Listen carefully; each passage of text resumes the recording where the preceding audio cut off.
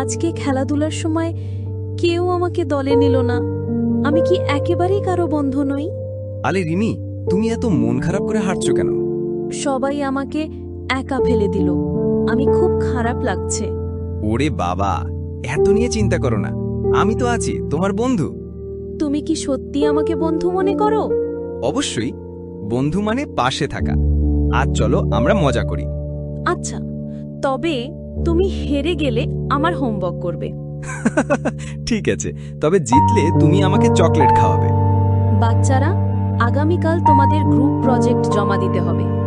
সবাই দলে ভাগ হয়ে নাও। আবার কেউ আমাকে নিল না। চিন্তা করো না, আমি তোমার সাথে আছি। আমরা দুজনে মিলে প্রজেক্ট বানাবো।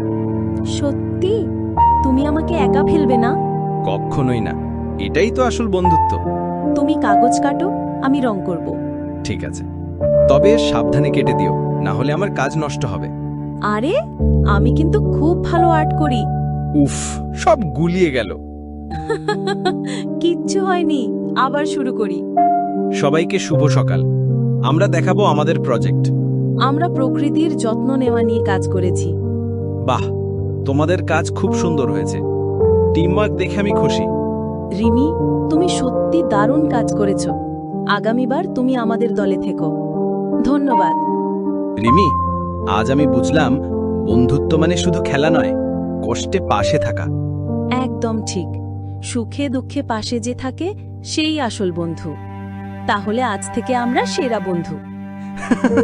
ঠিক আছে, তবে ভুলে যেও না, হোমওয়ার্ক এখনো তোমার।